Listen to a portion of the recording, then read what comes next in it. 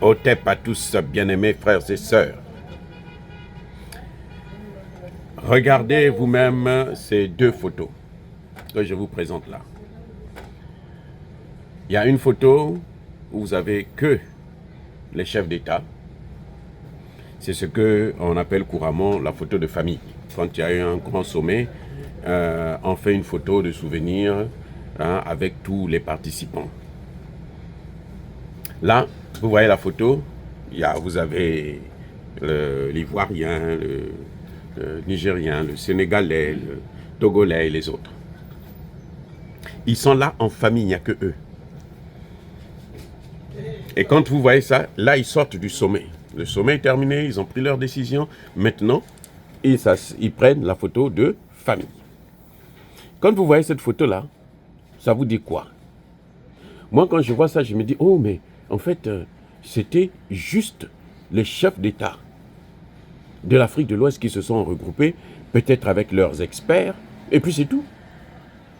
Et puis bon, ils ont pris la décision, les décisions que vous avez vues, dont vous entendez parler, que les gens commentent.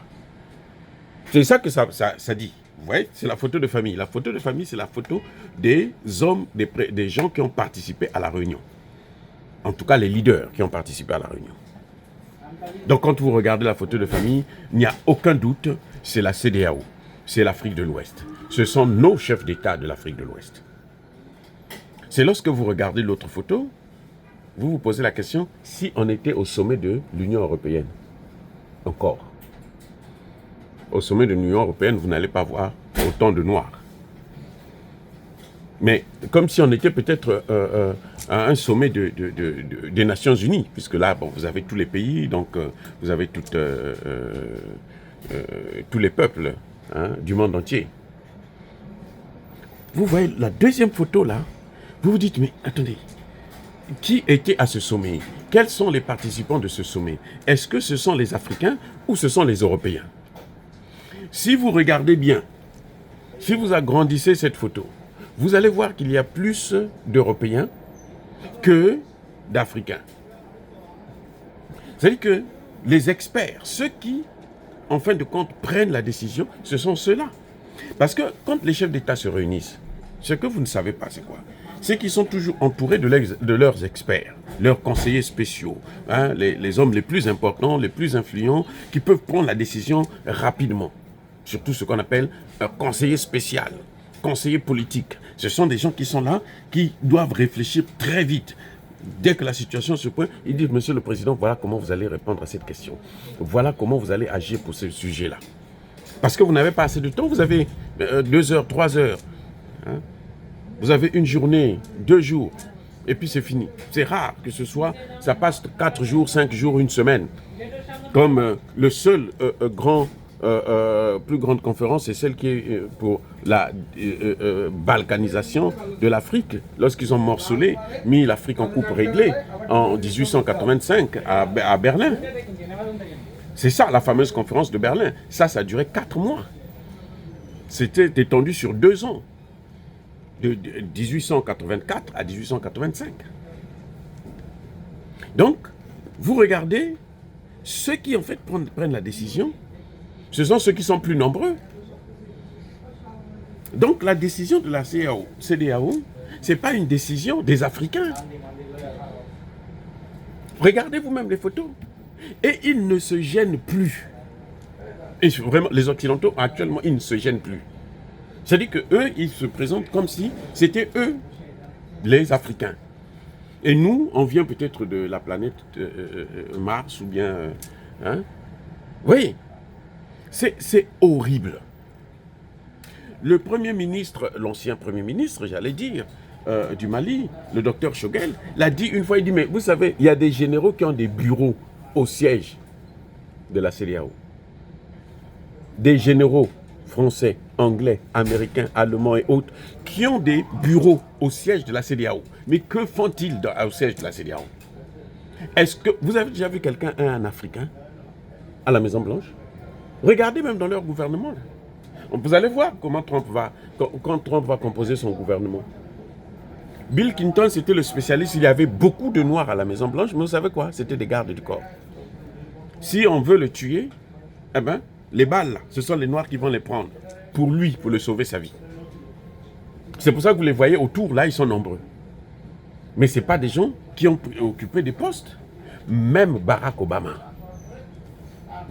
n'a pas travaillé avec les Noirs. Barack Obama a eu un métis ministre de la Justice. Quand il l'a enlevé au second mandat, il a mis une autre métisse au ministère de la Justice.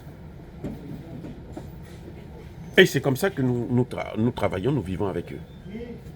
Mais quand c'est nous, si chez eux, ils prennent des dispositions, ok, ça peut se comprendre. Mais chez nous, le problème c'est que même chez nous maintenant, ce sont eux qui viennent pour travailler. Les postes qu'ils occupent là, c'est des postes que les Africains auraient pu occuper. Et faire mieux, parce qu'eux, ils connaissent mieux l'Afrique, ils aiment plus l'Afrique. Et ils vivent avec l'Afrique, avec les Africains. Donc ils sont les mieux placés que quiconque pour prendre des décisions importantes concernant le continent africain. Et vous voyez, la particularité de cette photo, c'est pour ça que je vous montre ces deux photos, c'est que vous allez vous rendre compte que, en fait, la CEDEAO n'a pas tiré la leçon du départ de l'AES.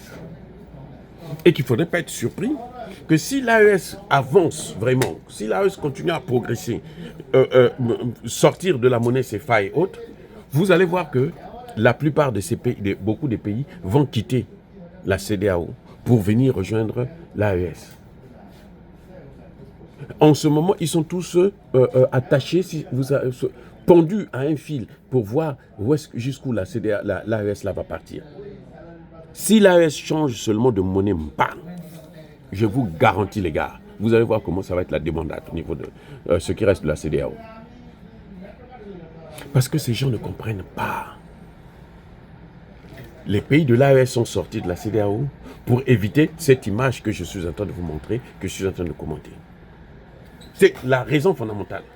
La souveraineté, justement, c'est faire en sorte que ce ne soit pas eux qui viennent décider pour nos besoins. Ils décident sur ce que nous devons manger, ce que nous devons boire, quels sont nos amis, avec qui nous devons parler, avec qui nous ne devons pas parler, où est-ce que nous devons aller, où est-ce que nous ne devons pas partir. Comment nous devrons nous marier, avec qui nous devons nous marier. Ça dit que ce n'est plus de l'ingérence, c'est la colonisation. Voilà. La CEDEAO est colonisée. Et c'est à la colonisation, je suis encore gentil quand je parle de colonisation. En fait, c'est ça qu'on appelle le grand remplacement. Le grand remplacement, c'est ça, les amis. Il n'y a pas d'autre chose, c'est ça, le grand remplacement. C'est-à-dire qu'eux, ils nous remplacent chez nous. Ils font les choses à notre place. Ils veulent s'occuper de nous à notre place, s'occuper de nos enfants, s'occuper de notre avenir.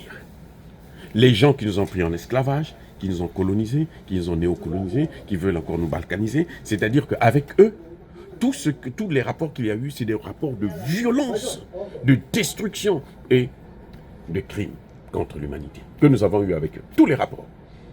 On n'a pas eu une seule période où on a eu des relations avec ces gens-là, qui peuvent être considérées comme étant des relations amicales, de coopération normale, d'égal à égal, de respect mutuel. Non. C'est toujours la relation de domination, d'hégémonie, de contrôle et d'ingérence. Voilà encore un autre exemple. Nous sommes en 2024. Là, c'est à peine hier, le 15 décembre 2024. Voilà ce qu'ils vous donnent comme image, ce qu'ils vous présentent comme image. Et ils vous disent qu'ils nous aiment.